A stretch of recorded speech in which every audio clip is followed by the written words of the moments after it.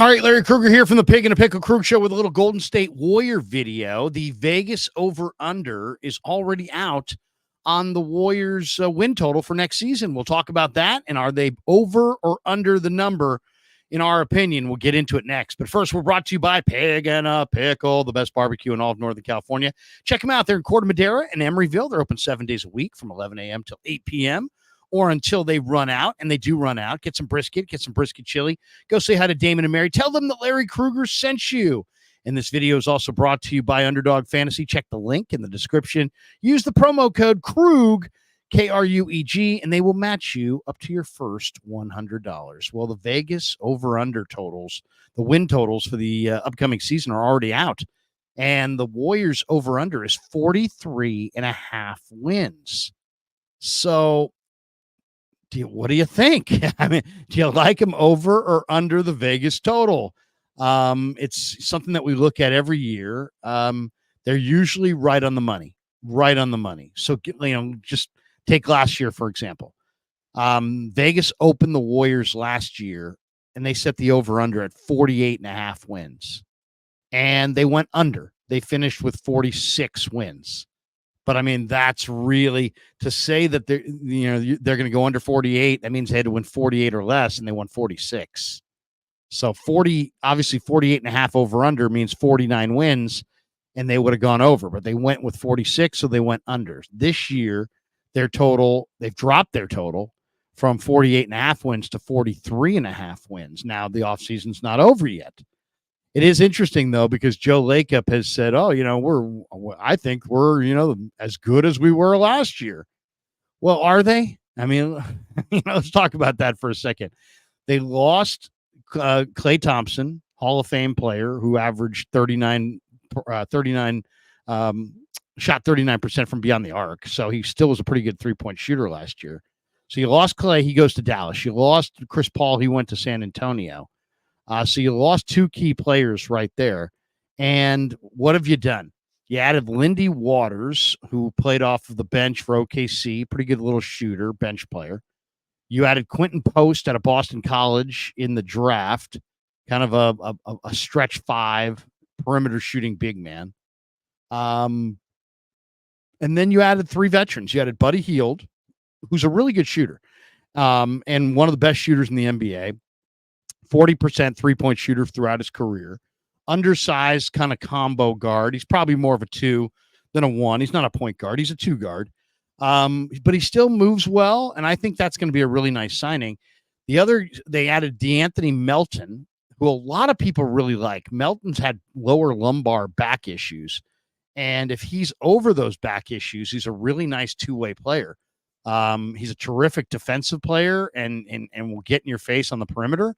And then he's a good offensive player as well. So, DeAnthony Melton it's a little bit of a risk because of your risk. His job is to run up and down on a hardwood floor, and he's got lower lumbar issues. There's a very good chance that could be a chronic situation. If that's the case, you just took a guy with a chronic situation and you just, gave him multi-millions of dollars, and we'll see how the wisdom of that. But if he's healthy and they're gambling that he is, that's a nice little player, 6'5" combo guard. He can play a little 1, little 2.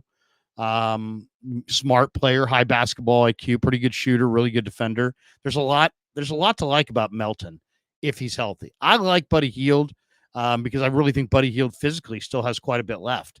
And also Buddy Hield's biggest problems in the past have been that he always thinks that he needs to be shooting in the fourth quarter. And on the teams he's been on, he's had the highest percentage. On this team, there's Steph Curry. This team has got some good shooters. And obviously Steph is the star and the face of this franchise. So it really, in the fourth quarter, is Buddy Hield going to be, shooting over Steph Curry? Most likely not. So I think in some ways, Buddy Hield on the Warriors is ideally suited. And I think he's, Klay, there was a heaviness to Klay's whole presentation as a player because he was having a hard time kind of coping with the twilight of his career. Buddy Hield doesn't have that same drama, that same baggage. So I think he's going to come in and feel like, hey, man, this is the best team I've ever been on. And I think there's a real reason to expect that Buddy Hield might really thrive in Steve Kerr's system. So you brought in Hield, you brought in DeAnthony Melton, you brought in slow-mo Kyle Anderson. I'm not a fan of his game. He's more effective than anything else. A little bit of a face-up shooter, decent. He's a pro. He can play off the bench. He can do a little bit of everything. He doesn't do anything great. But if you and so that's where they're at. They added slow mo and they had added Hield and DeAnthony Melton, and they lost Clay and they lost Paul, and they added Waters and they added Post in the draft. They signed the one kid out of the two-way deal to a two-way contract after he looked good in the summer league. Plowden, I believe his name is. He looked pretty athletic. But right now, if I said to you, Warriors over or under 43.5, I'm going under. Now, if they get Lauri Markkanen, maybe I'd go over. If they got, Brandon Ingram, maybe I'd go over. Whether or not they trade Jonathan Kuminga has a big impact on this as well. If they can get Markkanen or Ingram without trading Kuminga, then I probably definitely love them over. But if they can't get Kuminga, if they can't get Markkanen or any significant addition, Ingram or any of the Kuzma or any of these guys without moving Kuminga, then even though they added another piece, I still think they're probably under 43.5. So Vegas is always on it. They're always right on the number. And as I said, last year, they opened it at 48.5 wins. They finished with 46. They went under. This year, are they better than they were last year? Joe Lacob thinks they're about as good. I don't think they're as good. I really don't. Chris Paul has a really high basketball IQ and helped win some games in the fourth quarter and knows how to play. You're taking him out of this equation. Steph looked old at the end of the year.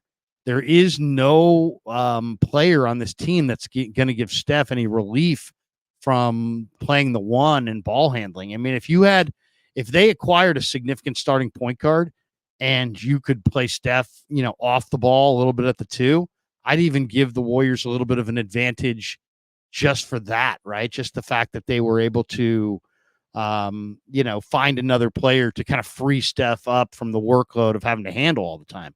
But they don't have that player. There's a thing going on right now. My good friend Jimmy Shapiro, will the Warriors make the playoffs this year? Right now, yes is minus 130. And so yes is favored that they will make the playoffs. No, though, is plus 100. So what do those odds indicate? Those odds indicate that the Warriors have a 56.6 or 56.5% likelihood of making the playoffs. Slightly better than 50-50. That they'll make the playoffs. 16 teams make the playoffs in the NBA, 8 in each conference. So 53% of all the teams in the league make the playoffs. But according to Vegas says right now they believe pre-Markkanen, any Brandon Ingram, Kuzma, any significant addition, which I still believe they really need. Vegas says Warriors have a 56.5% likelihood of making the playoffs. That to me, and we'll see what it takes to make the playoffs. How many wins does it take? Every year is a little different, but there you go.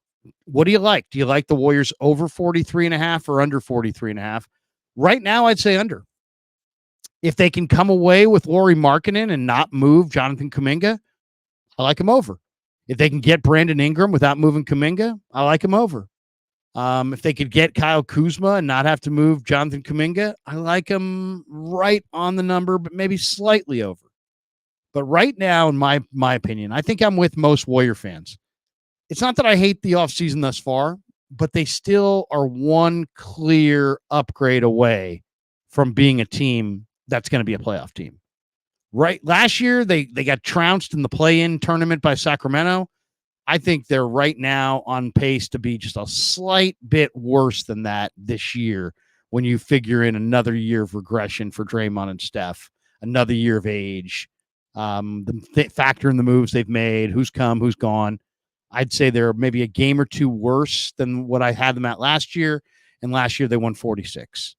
So, yeah, so I think they're right at it. I mean, I would say they're a game right now. They're a game or 2 or 3 worse than what they were, and that's right where the Vegas over under is 43.5. I'll go under just because I do think that the one factor that people are not factoring in enough is the physical regression of Steph Curry, and they don't have this team is not constructed to allow this team doesn't have Jordan Poole. This team doesn't have Chris Paul. This team doesn't have a player they can play at the 1 and free up Steph to play the 2. I mean, I don't think Podziemski's a point guard. I really don't. I think he's a tough guy, smart. He's a good combo guard, but I don't think he's a point guard. And if they had a young point guard, they could give 15 to 20 minutes a night and play Steph at the off guard. I think he would be fresher later in the year.